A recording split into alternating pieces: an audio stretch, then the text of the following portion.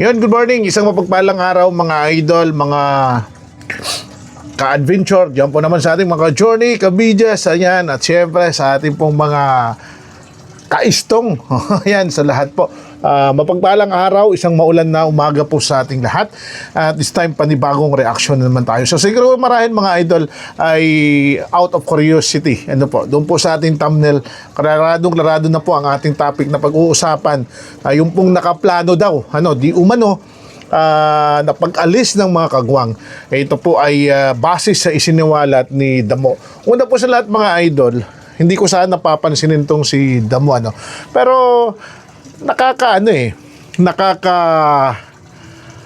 nagkakaroon ako ng interest doon sa kanyang mga topic dahil ayon nga sa kanya, itong pag-alis di umano ng mga kagwang, lalong-lalo na si Bay at si Istong, ay plenano nilang tatlo. Nakaplanong tatlo. Pero kung titingnan natin mga idol, una pong umalis si Damo. Naiwan si Istong, si Bay, siya po yung nawala di po ba? Mula nung umalis na po si Entoy, umalis na po si Kuya Noy, then si Damo ay nawala po na hindi natin alam. Ang naiwan po dyan si Bay at si Istong. So, doon po sa tinura niya na nakaplano ang lahat, ano po ang ibig sabihin? Siya po ba ang nagplano? Siya po ba ang nagplano ng lahat? Kasi siya yung unang umalis. Ayon sa kanya, nauna daw siya sa usaping susunod po yung si Bay at si Junjun. Pero kung titingnan po natin, ngayon lang niya isinawalat itong mga pangyayaring ito matapos itong mga revelasyon, nung umalis sila Bay, nung umalis na rin po si Istong, So, itong mga revelasyon na itong mga idol, ngayon lang niya isinawalat, kaya nakapagtataka. Okay, so usaping pag-alis, kung nakaplano po yan. Kung titingnan natin, nung nawala na po si Damo, umalis naman si Istong. Ito po ay kalinsabay doon sa kontrobersya ng 40K issue na isiniwalat ni Ka-Business. Kaya nga ho, kung titingnan natin at babalikan, sabi ko nga, naparatangan si Istong Ang daming mga nambas kay Istong dahil naparatangan siya na baka siya yung kumuha nito, naging issue yun. Kasi nga po, kalinsabay po doon sa proklamasyon na may nawalang pera ay umalis naman po si Istong. Ngayon, doon naman kay Labay, umalis din si Labay, di po ba? Pumunta ng probinsya. So kung mapapansin natin yung sequence ng pag-alis ni Labay, yung pong event, kumbaga, yung sequence of event, na dumating po si Labay sa probinsya, nagkaroon na po sila ng pagkakataon na mag-vlog. Nakapag-vlog na po sila. So ibig sabihin, nag-a-adjust na yung kanilang sarili doon po sa pagtira sa probinsya. So, doon po sa isiniwalat ni Damo, babalikan natin na nakaplano ang lahat sa pag-alis. Ibig sabihin nun, kung talagang ito ay nakaplano at alam ni Bay, o sila mismo ang nagplano, so therefore, mga idol, magsusumikap na si Bay at Junjun na doon na lang sa probinsya mamuhay at mag-vlog. Kasi nagkakaroon na sila ng kumbaga na-i-establish na yung kanilang channel doon, di po ba? May mga vlog na sila sa probinsya. Ang malaking katanungan ngayon at question mark, bakit bumalik sila Junjun sa Ka-Business? Kaya nga mga idol noong time na yun, nung bumalik sila sa Ka-Business, ang laki ng sakripisyo Bakit? Kasi siyempre yung kanilang naipong pera mula sa pagbablog nila, siyempre pinamasahin nila pabalik at mayroon pa silang mga pasalubong na iniuwi sa KBO. So dito, kung balikan natin yung sinabi ni Damo na nakaplano ang lahat, ang tanong ko ngayon, bakit bumalik sila Junjun? So magkakaroon tayo ng conclusion mga idol na talagang hindi totoo na plinano yung pag-alis kasi nakaalis na sila bakit sila bumalik? Di po ba? At doon nga po mga idol, mapapansin po ninyo, naging masugid na tagapagtanggol. Itong si Junjun, itong si Bay sa KBO. Di po ba? Mula nang nagbibitaw ng mga issue patungkol sa KBO, sila po ay naging masugid na tagapagtanggol. And at the same time, pinapangalandakan nila na kailanman ay hindi sila aalis sa KBO. At walang, kumbaga ay hanggang dulo, sinasabi nila yon.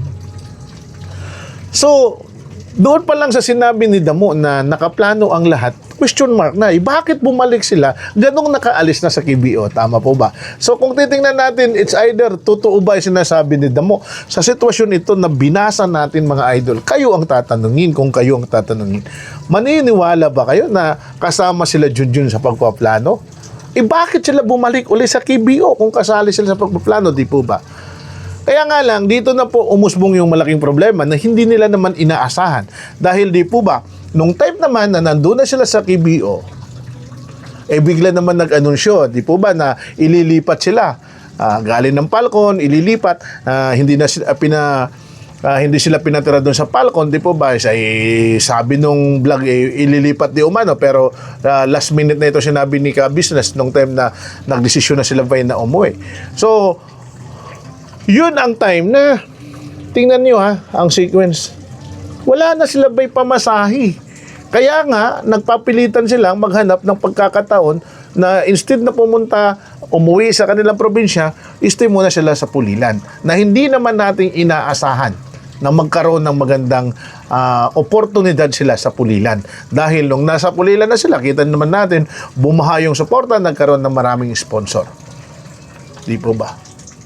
So, doon ako nagduda sa mga sinabi ni Damo. Ibig bang sabihin nito ay totoo? Ano po? Totoo nga ba na for the views lang ang kanyang mga usapin ngayon? Kumbaga nakikisakay lang siya sa issue para magkaroon ng views? Kung kayo po mag-aanalisa sa ganitong sitwasyon, mga idol, ano po yung kanyang magiging conclusion? Di po ba? Si Istong. Umalis si Istong dahil gusto niyang sa probinsya. Di po ba? At mula noon, nung nandoon naman siya, ay nag-vlog siya. At nagkaroon lang siya ng pagkakataon na isiwalat ano po yung kanyang nararamdaman nung po namang marinig niya na failure ang ka-business. Doon siya naglakas ng loob. Ano po? Pero nung nasa probinsya pa siya, masugid pa rin na pinagtatanggol ni Istong ang ka-business.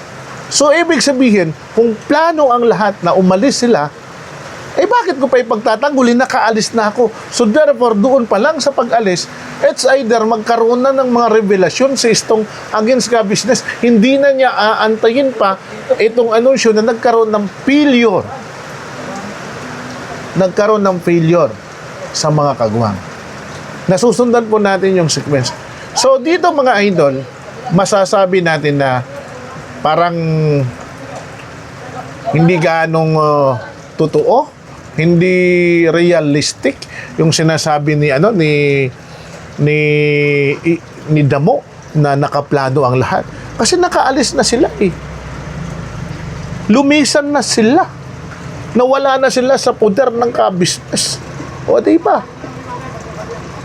Bakit bumalik si Bay? Dahil nga po sa paniniwala at sinasabi ni Bay na walang bitawan hanggang sa dulo. Kaya nga lang, tulad ng sinabi ko, nagkagulatan na lang dahil sa mga pagbabago ng mga desisyon ni Mr. Ka-Business patungkol sa kanila.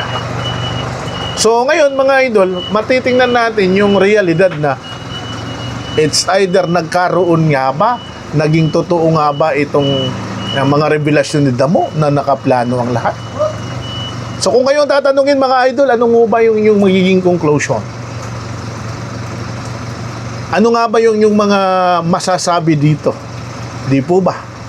Ngayon po mga idol, ako sa nakikita ko ngayon, tingin ko,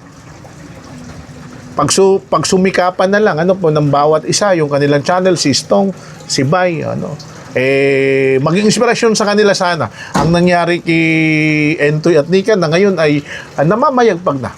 Masasabi kong ang adventure ngayon po mga idol ay na po siya. Kumbaga stable na siya. Stable na siya. Nasa tamang paghandling na lang nila Entoy at Nika at hindi sana lumaki ng ulo. At ganoon din po itong kila Kuya Noy, sapagkat tuloy-tuloy ang kanilang pag-vlog. And hopefully, katulad ng sinasabi ko, alam kong may mga kunting ano lang, mga nararamdaman itong apat na ito. Kasi may faction sila. Kita nyo naman, si Bay, si Istong, si si Indonesia. Pero yung mga followers, nagpapasalamat ako na nagkaisa. Pagtulungan natin na sana isang araw ay magkaisa sila. Hindi man magkasama-sama, pero magkakaisa. Kasi pare-parehas lang sila. Masabi natin na nagsumikap, na kumawala sa hawla upang sa ganon ay maipakita ang kanilang galing, totoong galing at abilidad sa larangan ng pag-vlog. So mga idol, quick reaction lang tayo. Hanggang dito lang po muna tayo. And hopefully, sana po mga idol ay makapag-comment kayo po. Kasi sobrang nabahala ako doon sa sinabi ni Damo na nakaplano ang lahat. Kaya po nang i-analyze ko ay tiningnan, itong mga idol ang aking nakita na maaaring nasasabi lang yan ni Damo dahil gusto niyang sumakay sa issue at syempre gusto rin niyang magkaroon ng views. So ako po, hasta ang galang mga idol, ang inyong kagapay lagi. At mananatili tayong taga-analista, fiscalizer po ng bawat issue. Sapagkat itong mga taong ito, natulungan din natin ng panahon na nasa ka-business po tayo. Alright, so hanggang dito lamang po tayo. Follow and share mga idol, and of course, sana po, i-comment ninyo ang inyong mga saloobin upang sa ganun ay mabasa ko.